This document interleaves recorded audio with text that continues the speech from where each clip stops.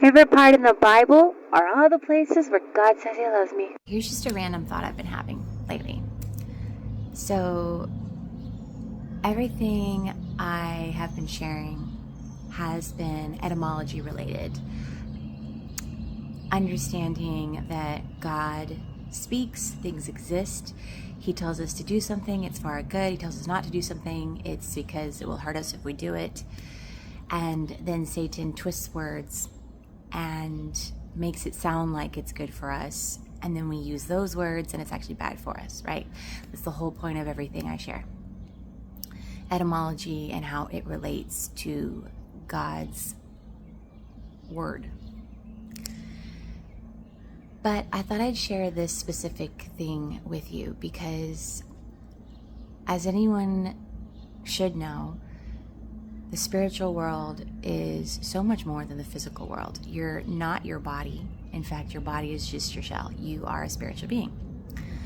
And as such, especially if you're not growing in God, you don't understand your gifts, the parts of you that you got from God. And a lot of the time, God hides us until we're ready to serve Him. Keeps us hidden. That doesn't mean that bad things don't happen to us. Satan can always tell when we might have a heart that could turn for God later, or we might have a really amazing gift. So we can sometimes come in households where the parent confuses us because they'll say they love us and they really treat us well one moment, and then later they treat us like we're the worst creature on the planet, and we get confused and like grow up with a certain special homemade PTSD mixture, right?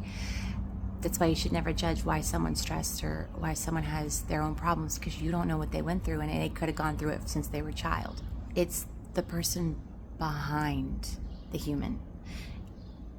If very few people acknowledge that God and Satan are real, and those people are split up into two camps, those who serve God and those who serve Satan, understand that the majority of the rest of the world is in the other camp, the third one, the one that says this isn't real or I don't know.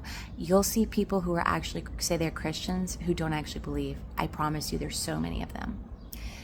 If you don't believe and you don't read the Bible, you don't know about the verses where God says most people won't choose me. But then even of the people who chose Him, when they go before Him in heaven for Judgment Day, He'll still say, I don't know you, because they're faking it. So when the Bible says during the end times, when things get really hard, many people will fall away, it's the people who didn't really believe. Because God's not going to allow people who do truly believe and do truly love Him to falter, because He knows how to start you in baby steps to get you to the position you'll be at one day when you get tested and for you to succeed. So I just want you to understand that. Most people that you see are Christians aren't even actually Christians. They just say they are. And it goes on beyond that.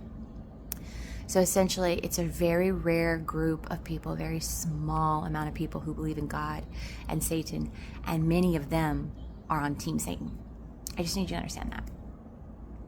Because what we're discussing today is sort of like a self-idolization.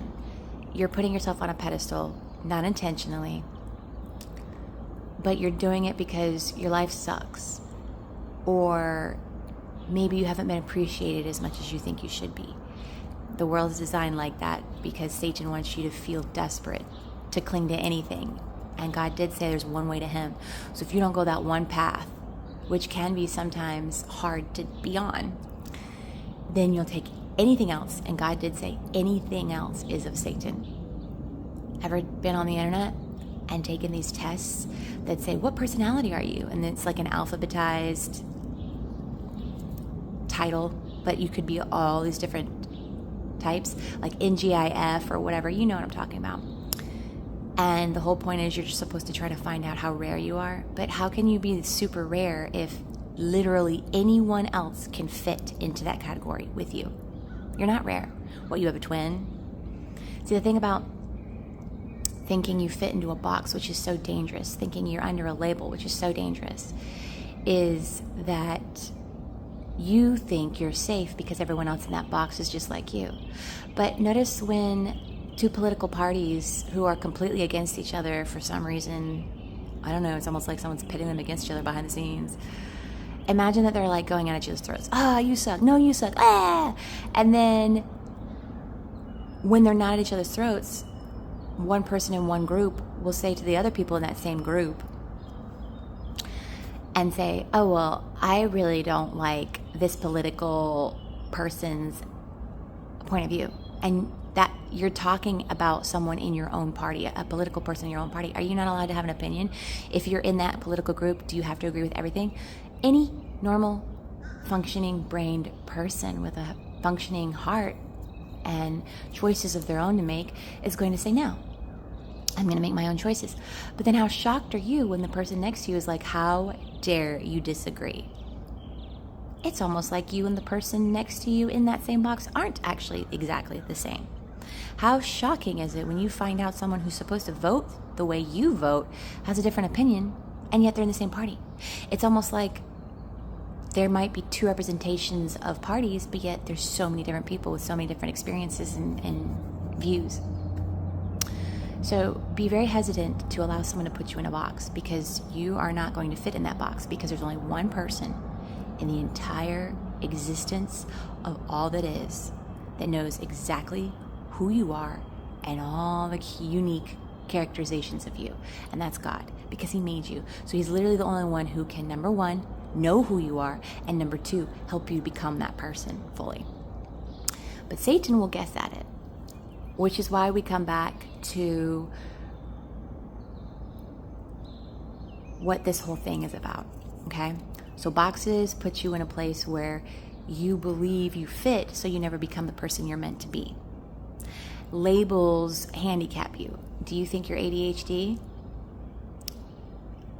There's definitely evidence that there are conditions out there that people are struggling with, and some people point to potential shots that have bad things in them, or food that have been intentionally disrupted from being healthy into something else.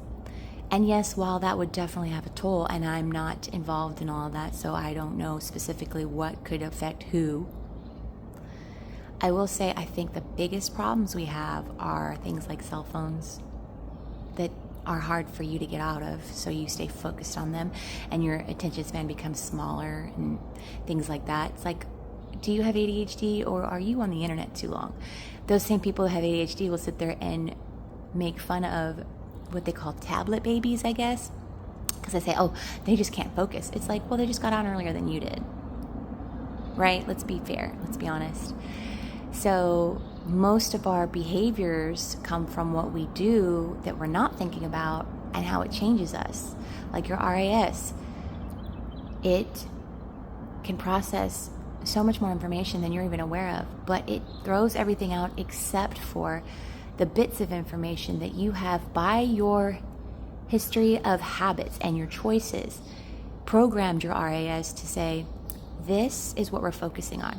So if you're always in emergency mode, for example, or you think you're ADHD or OCD, then you're not going to focus on anything else really. Anything that does interest you that doesn't really fit, you're going to try to make it fit. Like your mind seeing part of a billboard and your brain filling it in. Your brain's really smart. It can do that, and also it can work against you if you're not in charge of your own mind. I've shared that before.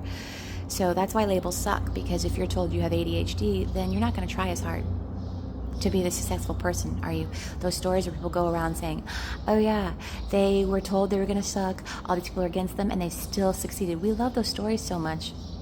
Not so much because we enjoy struggle, but because they're rare. But they don't have to be rare. But that's the thing. Very few people acknowledge the reality that there's even God or Satan. So most people are just going to go with whatever's popular.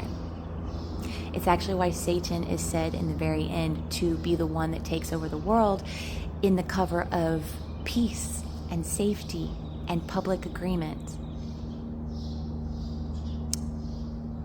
Because he knows that the majority of people are just easy to manipulate. Are you one of those people? When you hear etymology and it isn't an accurate way of looking at a word, but it helps you get away with whatever it is that's bad, do you go with it? Do you get excited? Because you might be part of the problem, right? Murder was bad back in the day, but nowadays, but it might be okay as long as you're the one that was slighted and you get to decide whether someone deserves to be killed if they upset you enough. You see what I'm saying? It can be manipulated. Words have power, which is why God showed us how to speak life over us. And Satan pretends that for you to truly be alive, you have to be willing to say all these horrible things about yourself to get yourself motivated, or these horrible things about other people to make yourself feel superior to them. It's so backwards. So labels will actually hinder you and make you think you're capable of less than you are. Don't believe me? I'm ambidextrous. I can do anything and everything with any limb of my body.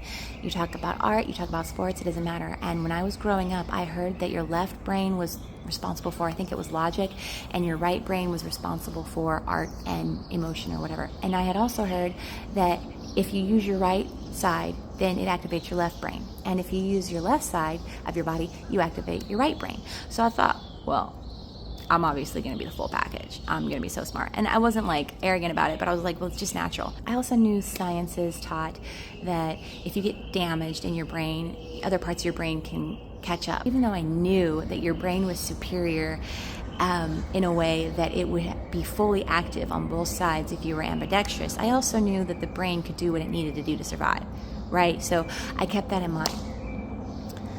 Well, it was like 2 years ago, I think, I found an article that said people may have been wrong about that science, right? When aren't they? They're just always coming up with stuff. And that maybe you're not going to be as brain activated if you're ambidextrous. But the damage had already been done. I already knew I was smart. I lived my entire life like that. I became a very capable person. Now, don't get me wrong, Satan still wailed on me and I still had a lot of problems I had to deal with. But the point is, I grew up in an environment in my own mind where I thought I was capable of anything. I could do anything. So I'm an artist, but no medium can fight me. I will find a way to master it. Not because I'm amazing, just because I was raised to believe I could do anything I wanted. But I was also raised with a heart that said, let's be good about it, you know? So the reverse is true. You can be told you're going to be hampered, you're going to have less, you're not going to be able to do as well, and you're going to live your life under that mental umbrella. So labels, don't accept labels. Do not. They're rude, they're disrespectful, and even sometimes I will use labels. And it's not just labels like mental labels. It's labels like anything. Oh, if somebody stole one time, you call them a thief, they made a judgment call. We're all capable of being on every sin spectrum. You know what I mean? So maybe that person stole diamonds. Well, what about you? Have you never stolen a company pen, or maybe spent a little extra time in the bathroom on your phone when you could have been at your desk or whatever? You know what I mean? We know these arguments. So we're on the spectrum for every sin, which is why we're not supposed to judge it with people. But that's, again, you have to, in order to agree with that, you have to be Team God. Even though you need to stay out of boxes because you don't fit there, you're too special. And even though you need to stay away from labels because they restrict what you can know about yourself and how cool your life could be if you opened up to the possibility of how unique you yourself are to anyone else. There's a third category of labeling, and I think this is very alarming. And this is really why I'm here talking to you today. The NGIF, whatever. The which popular name brand storyteller princess are you? Which villain? If you had to pick between this clear goblet, this black intense goblet, this gold encrusted goblet, or this fanciful jewel goblet, which would you pick? Now, don't use your brain to think about it. Just go for the one that feels instantly the one you would go for. Don't be too hard on yourself. Don't put too much thought in it. How many tests have you done like that? How many times have you taken the test and then posted and told everybody about them? Guilty. What are those tests really about? Imagine there is a spiritual realm, and we all have different gifts. And not only does God want to have an intimate, friendly, loving, protective relationship where he teaches you everything about yourself, but imagine Satan doesn't want God to have any of his children, wants to have them all be miserable and not work together.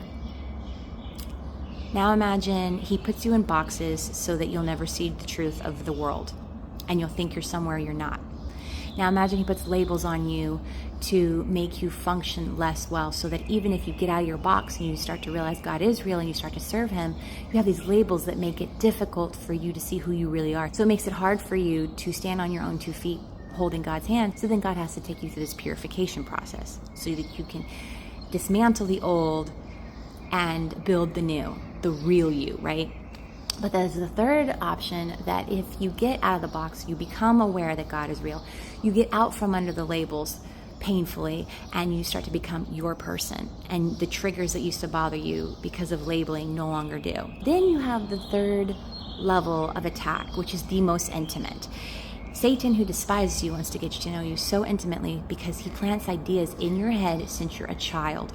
Your mind is literally like a garden, and so this is where people think, oh, well, if I think I like a certain person, I can't help that. I was born that way.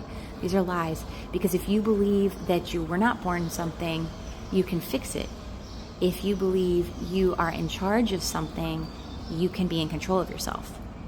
That's another reason these boxes and labels are so important to the enemy, is because they don't want you controlling yourself. They don't want you to realize you can be free. Everyone looks at the physical and says, oh, I gotta be free. It's like, the physical is only trying to cover up the spiritual, which is the real deal. So Satan's third and most powerful weapon against you, and really against the world, because once you're on Team Jesus, you want to help the world, right? Is these tests. I honestly have been thinking about it, and I believe it. What kind of a character would you be in this story? Or what your fashion sense says about you.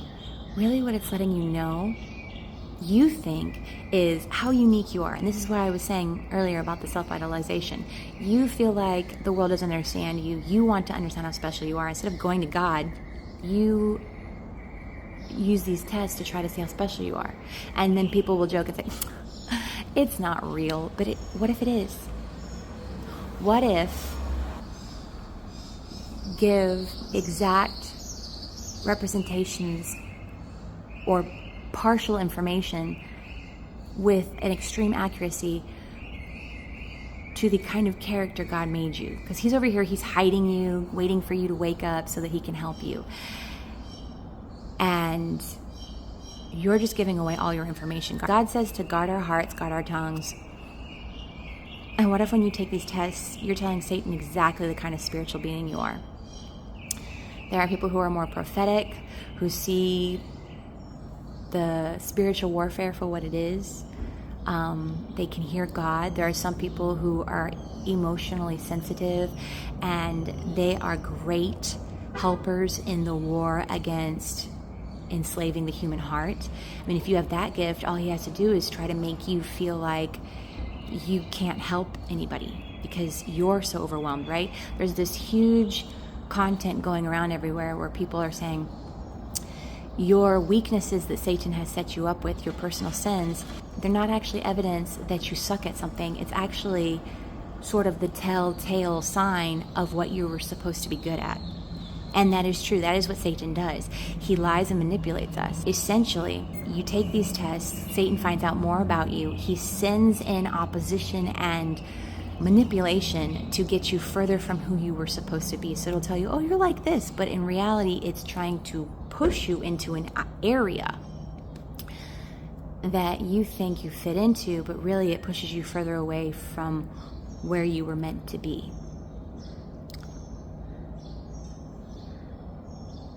I don't know, it's just been something I've thought about for a while. I've been sitting on the idea for a while, and then I came across a video where this man was saying, if you marry a prophet or prophetess, you need to understand that when they overthink, it's not really overthinking. They have their thoughts, they have God's thoughts, they have Satan's thoughts, they have the need to discern and all that. And I went, there you go.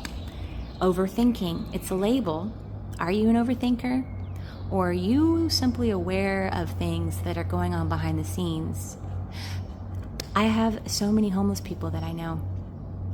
And some of them the world would call absolutely crazy. And I'm starting to wonder if the reason they're crazy is because they have some sort of discernment. Cricket.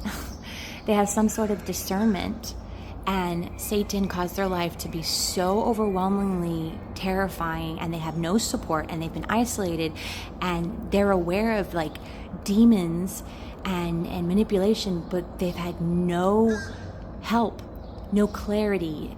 They haven't gone to God to ask him for any guidance, and they sense a world that they don't understand, so then they look crazy to everybody because they keep building on this crazy story more and more that takes them further away from the truth, but yet they feel it, and they're not going to believe you if you tell them, well, no, that's not really real. You got the perspective skewed up because they've been in this for so many years. I don't think they're crazy. I don't think anyone's crazy. I think you can push someone so far without telling them the truth that things can happen to them.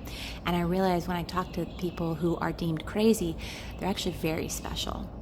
They say there's a thin line between genius and insanity. And as someone who's had some very remarkable people in her life,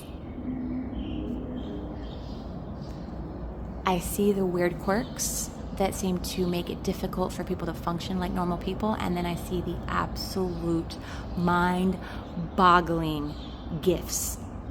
And I realize there's God and there's Satan. Labels will clamp down on you and make you less. Imagine geniuses that didn't have the quirks. They could really just bloom. How much better things would be. I mean, everybody goes around saying, well, cancer's already been solved, but for some reason we keep having to act like it hasn't been. Well, who's behind that? You can say a man or a woman or a rich person or whatever, but in the end, it's probably Satan, right? That's why we don't reach our full potential. We don't reach God. We go out for these quick answers that come from Satan that sound like they're good, but Satan disguises himself as an angel of light. So I just want to let you know, mass population out there, you have a chance to fight this. You have a chance to truly feel special. You have a chance to truly know who you are and to grow. But you need to know your creator. And you're never going to know your creator if you're sitting in the box that says, you're so special, you're in charge of your life. Don't pay attention to the fact that nothing's going right because you just haven't figured it out yet, but you're your own God. No, God's real. He's your father. He wants to help you, protect you, and show you exactly how special he made you. Get out of that box. Let him take you out from under the labels that told you you were less than you were, that told you you need to protect yourself because people's opinions matter. Let him cleanse you. And then stop taking the tests, because even after you're serving God and you're healthy, things are going to come against you and you're going to have to fight in your mind, go, no, no, no, no, no, no, no, no, no, no, no, no, no, this isn't real. But why are they in your head if they're not real? Because you gave him so much information. Essentially, it's like this. There's a child. There's like half a block between where they go hanging out with auntie and their parent, and it's a safe neighborhood. But bad people can move wherever they want to go, right? So a bad person moves into town not to live there, he's just driving through, and he pulls over this child, and he's not trying to take the child right then, but he talks to this child and he goes, actually I should say he or she, because when we only say he, we avoid all of the she's that could do this. So a person goes up to the child just to start asking questions, because there's no parent around so they can get direct information, and they go, wow, your dress is so pretty. Oh, thank you. Or wow, your cute little baseball cap is really cute. Oh, thank you. And then it's like, well, where are you coming from? That house. And where are you going? That house. What has that child just innocently told them? Their route. A human adult can do so much more good or bad with information that minimal than a child can with a ton of information. In fact, they have a tendency to just shut out all the information and focus on the one thing. right? So a child's not going to sit there and look at them and go, oh, I'm being manipulated. This person can hurt me. The child's going to sit there and go, I'm in a safe neighborhood. Everyone's letting me walk from this place to this place. Everything's fine. Stranger danger. What is that? And give all this information that to them seems like, yeah, that's my auntie's house. That's my mom's house. That's not giving away anything. I didn't tell you where I hid my cookies, so daddy couldn't have any, which daddy doesn't even like the cookies, but he just teases the child, but the child doesn't know it, and we'll find out one day and think, oh, charming memory, whatever. But so that's my point. Like, the secrets the child knows are innocent, right? They're supposed to be. So that's why God says, stay away from the devil and guard your heart and guard your tongue, because Satan is like that. He was like that in the Garden of Eden.